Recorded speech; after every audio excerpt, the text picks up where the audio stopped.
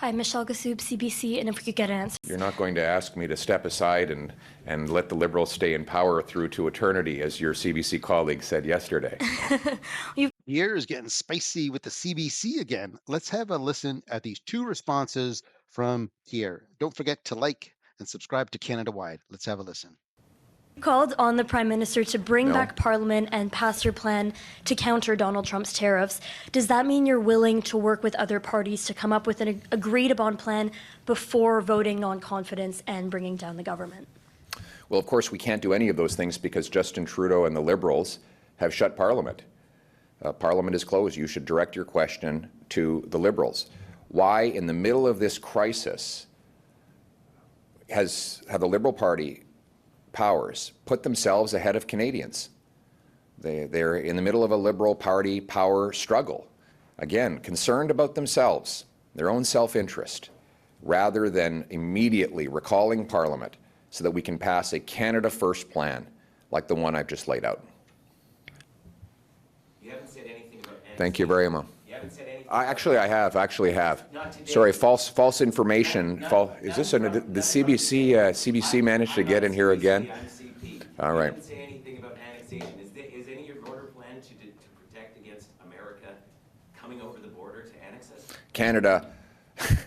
Canada is an independent country. We will never be the 51st state, and we will have a strong and independent country. And by the way, my Canada First plan will make us more independent and less reliant on the Americans, unlike Mr. Carney, Mr. Trudeau, who have made us helpless facing the Americans. They blocked pipelines, blocked LNG plants.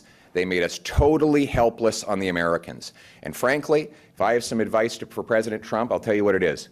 He should be sending a big bouquet of flowers to Mark Carney for blocking the Northern Gateway pipeline, to Justin Trudeau for killing the Energy East pipeline, and to all the Liberals for killing our LNG liquefaction plants that would have given us other markets, because President Trump has been given an incredible gift by these radical anti-development Liberals when they blocked the projects that would have made us more self-reliant. I will make our economy more self-reliant. We will take back control of our lives. We will put our country first. Thank you. Final question. Aaron MacArthur, Global News. Much of what you've said is going to require resources. How much would a Conservative government spend on defence priorities in the first year? Well, I've already said that we're going to use the dollar-for-dollar principle, which is to cut waste in order to fund stronger borders. And I gave very tangible examples. We will save $600 million by getting rid of the ridiculous gun grab that has not taken a single firearm off the street and goes after licensed, law-abiding, trained and tested hunters and sport shooters. And we will use that money for frontline borders. Second, we will reduce the size of the federal back office bureaucracy. There are roughly 17,000 bureaucrats that voluntarily retire every single year.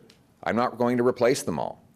And through that powerful mathematics of attrition, we will reduce the morbidly obese back office bureaucracy that has grown by 50% in a decade, and we'll put that money into frontline, boots on the ground, drones, helicopters, and other surveillance in the sky. Dollar for dollar. Whenever I bring in new spending, it will be matched by $1 of savings. That's how single moms, seniors, and small businesses run their finances.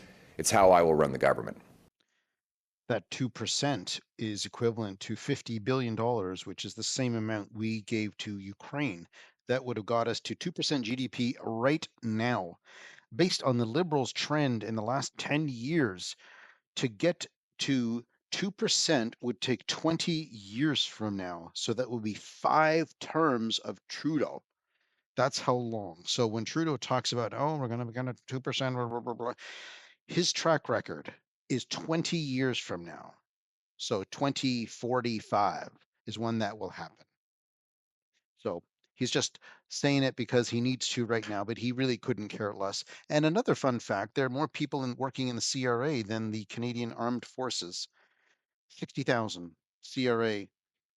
And maybe if Trump gets rid of the IRS, maybe Canada needs to get rid of the CRA people too and move them move them on the border or move them into the military would be fine too if they don't want to keep their. Okay, thanks for watching Canada Wide. Don't forget to like and subscribe.